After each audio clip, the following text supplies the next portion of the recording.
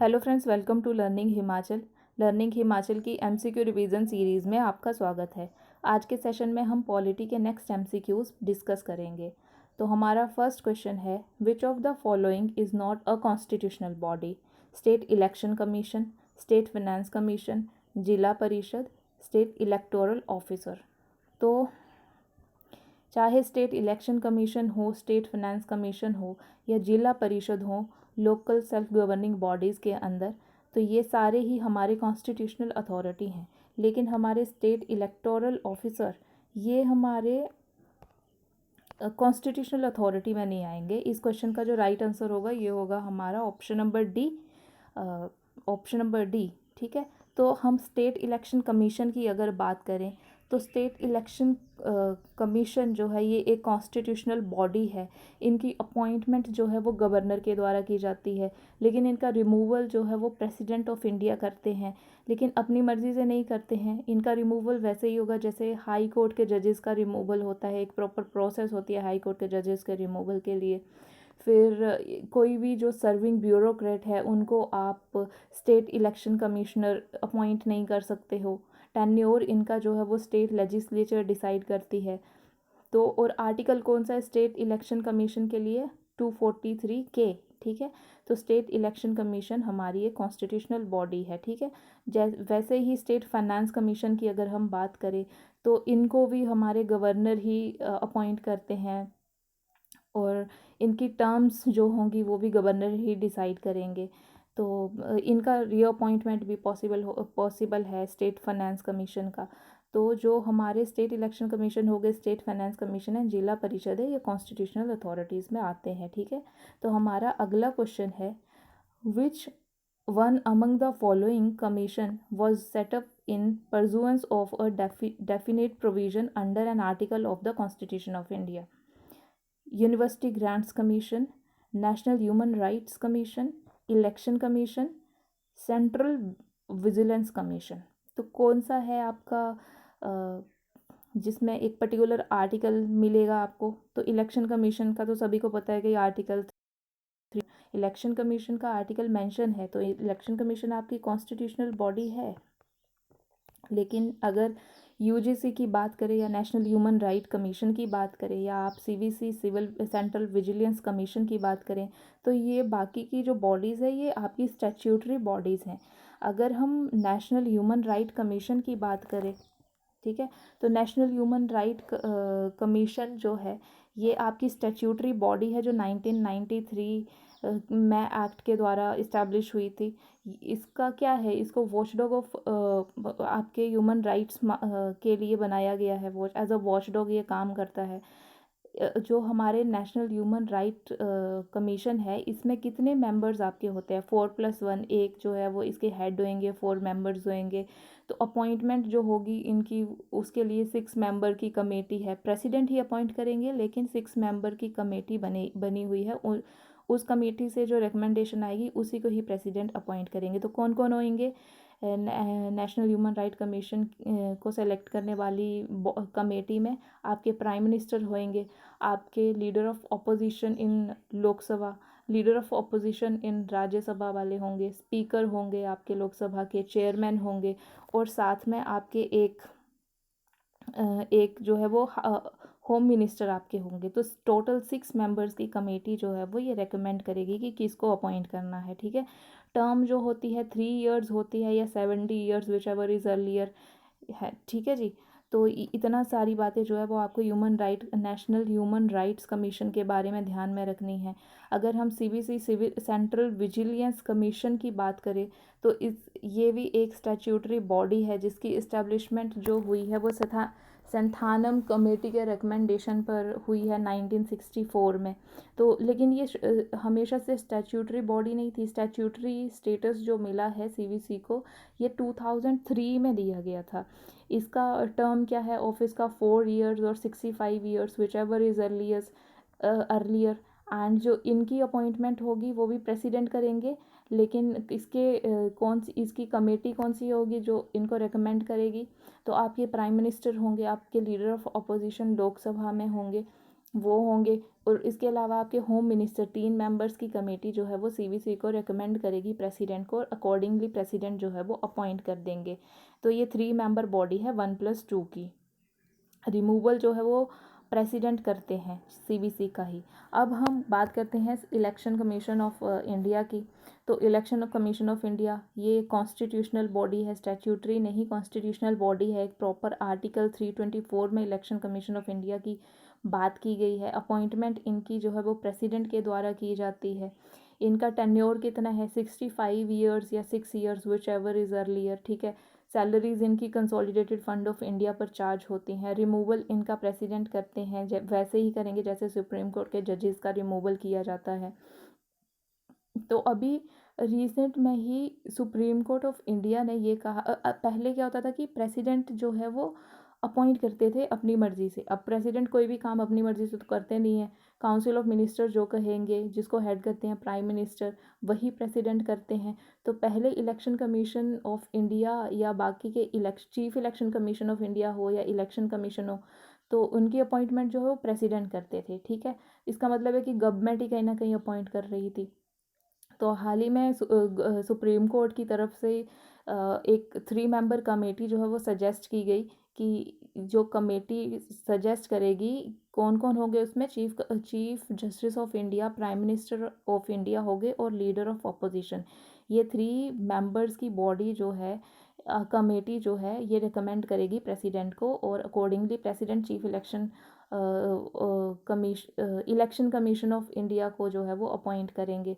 लेकिन अभी थोड़ी दिन पहले ही रिसेंट में आपने पता नहीं देखा है कि नहीं देखा है, कि गवर्नमेंट ने जो है वो गवर्नमेंट जो है वो एक नई कमेटी जो है वो बता रही है, या उसके लिए बिल अभी लाया गया है, जिसमें चीफ जस्टिस ऑफ इंडिया नहीं होंगे, उनकी जगह पर जो है वो गवर्नमेंट बोल रही है कि आपके कोई कैबिनेट मिनिस्टर होंगे, जिनको कि नॉमिनेट करेगा कौन, प्राइम मिनिस्टर ऑफ इंडिया। तो अभी के लिए हमको ध्यान में सिर्फ इतनी बात रखनी है कि जो हमारे chief election commission of India है, इनको अपॉइंट कौन करते हैं, हमारे प्रेसिडेंट करते हैं अपॉइंट, ठीक है। तो अगला क्वेश्चन है हमारा, what is the tenure of chief election commissioner of India. 5 year नहीं, 5 ईयर नहीं है। During the pleasure of president, जी नहीं, प्लेजर ऑफ प्रेसिडेंट नहीं है। 6 ईयर्स और till the age of 65 years, whichever is earlier. अच्छा, या 5 ईयर्स और till the age of 65 years, whichever is earlier. तो इस क्वेश्चन का जो राइट आंसर है, हमने पहले भी डिस्कस किया कि option number C, 6 years is earlier. तो नेक्स्ट क्वेश्चन है हमारा, consider the following statement regarding state election commission. The state election commission is appointed by governor of the respective state. तो गवर्नर ही अपॉइंट करते हैं state election commission को, हमने देखा। जो रिमूव करते हैं वो प्रेसिडेंट करते हैं। नेक्स्ट स्टेटमेंट है, state election commission conducts election to the panchayats only. क्या सिर्फ पंचायत के इलेक्शन ही स्टेट इलेक्शन कमीशन करते हैं? पंचायत के साथ साथ म्यूनसिपैलिटीज़ के इलेक्शंस भी तो कराते हैं। तो इसका जो राइट आंसर है, ओनली करेक्ट स्टेटमेंट है, तो ओनली ए, जो फर्स्ट स्टेटमेंट है सिर्फ वही आपका करेक्ट है। यहाँ पर म्यूनसिपैलिटीज़ होता तो स्टेटमेंट सही हो जाती। तो इस क्वेश्चन का जो राइट आंसर था हमारे पास option number A. Next question है, consider the following functions of state election commission and select correct answer by using code given below.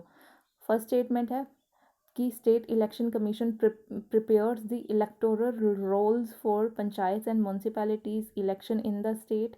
जी हाँ, प्रिपेयर करते हैं इलेक्टोरल रोल्स, जो भी काम होते हैं स्टेट इलेक्शन कमीशन के, आपको पता होने चाहिए।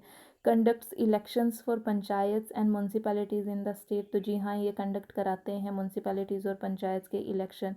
नेक्स्ट स्टेटमेंट है, conducts election to various bodies except panchayat and municipalities as directed by the governor. तो ये स्टेटमेंट तो बिल्कुल ही गलत है। And prepares the electoral rolls and conduct elections as assigned by election commission of India. नहीं, election commission of India अलग body है, स्टेट इलेक्शन कमीशन जो है वो अलग बॉडी है। तो इस क्वेश्चन के जो राइट आंसर है वो है 1 एंड 2 स्टेटमेंट्स जो है वो बिल्कुल करेक्ट है। तो ऑप्शन ए हमारा जो है वो करेक्ट आंसर है। अगला क्वेश्चन है हमारा, who among the following determines the authority who shall readjust the allocation of seats in Lok Sabha to the states and division of each state into territorial constituencies. आपके president of India decide करते हैं क्या, the parliament of India, chief election commissioner of India, या Lok Sabha alone. तो देखिए, जो लोकसभा की seats का रीअलोकेशन है या रीएडजस्टमेंट है, आर्टिकल 82 में इसकी बात की हुई है कि पार्लियामेंट जो है वो रीएडजस्ट करेगी एलोकेशन ऑफ सीट्स की। रीएडजस्टमेंट जो है उससे कंसर्न किसका है, पार्लियामेंट ऑफ इंडिया का है, पार्लियामेंट की बात उसमें हुई है आर्टिकल 82 में। तो इस क्वेश्चन का जो राइट आंसर होगा आपके पास option number B, parliament of India जो है वो रीएडजस्टमेंट से कंसर्न है। ठीक है, तो यहाँ पर दो अमेंडमेंट्स हम ध्यान में रख सकते हैं कि जो 42nd कॉन्स्टिट्यूशनल अमेंडमेंट थी वहाँ पर जो है वो सीट्स को फ्रीज किया गया था 2000 के लिए है ना, 2000 के लिए किया था 1971 सेंसस बेसिस पर। और जो 84th कॉन्स्टिट्यूशनल अमेंडमेंट है उसमें जो फ्रीज किया गया है सीट्स को, ये 2026 के लिए किया गया है। तो 2026 तक के लिए इतनी ही सीट्स रहेंगी और उसके बाद के जो इलेक्शन होंगे वहाँ पर सीट्स हमें बढ़ी हुई मिलेंगी। ठीक है, पॉपुलेशन के अकॉर्डिंग, क्योंकि पॉपुलेशन भी तो बड़ी है ना तब। तो इस क्वेश्चन का जो राइट आंसर है पार्लियामेंट ऑफ इंडिया। ठीक है जी, तो अगला क्वेश्चन है हमारा, the chief election commissioner of India holds, ये तो क्वेश्चन ही रिपीट हो गया, क्वेश्चन रिपीट हो गया। ये अगला क्वेश्चन है,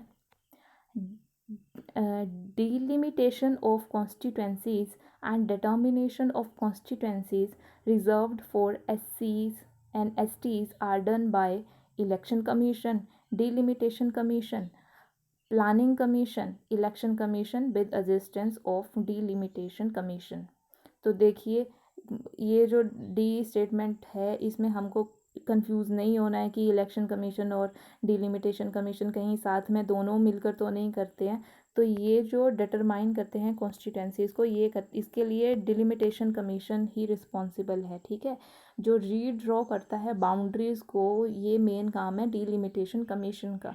तो अभी तक डिलिमिटेशन कमीशन हमारा 4 टाइम्स ही सेटअप हुआ है। कब कब सेटअप हुआ है, तो 1952 में, 1962 में, 1972 में, फिर 2002 में। तो 1982 और 1992 में कोई डिलिमिटेशन कमीशन जो है वो सेटअप नहीं हुआ है, ओनली 4 टाइम्स सेटअप हुआ है।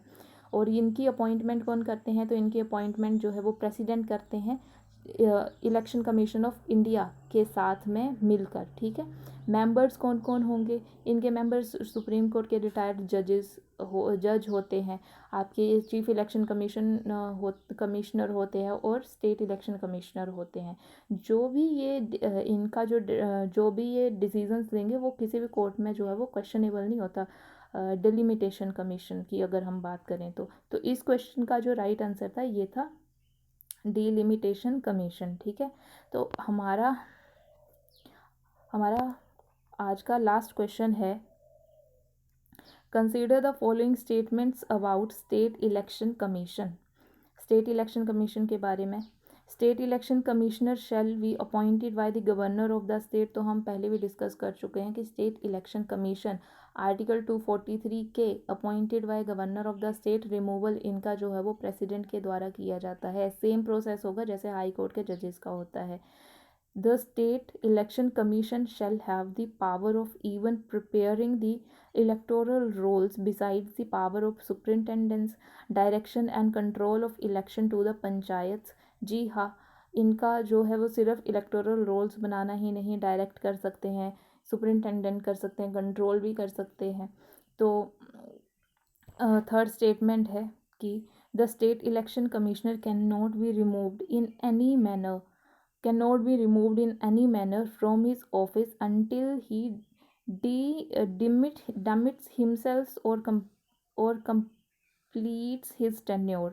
देखिए, एनी मैनर तो थोड़ी सी एक्सट्रीम स्टेटमेंट है जो कि इसका आंसर नहीं आएगा। उनको रिमूव किया जा सकता है, अगर उनको रिमूव किया जा सकता है, रिमूवल का प्रोसेस सेम होगा जैसे हाई कोर्ट के जजेस का होता है। ठीक है, तो इस क्वेश्चन का जो राइट आंसर है ऑप्शन नंबर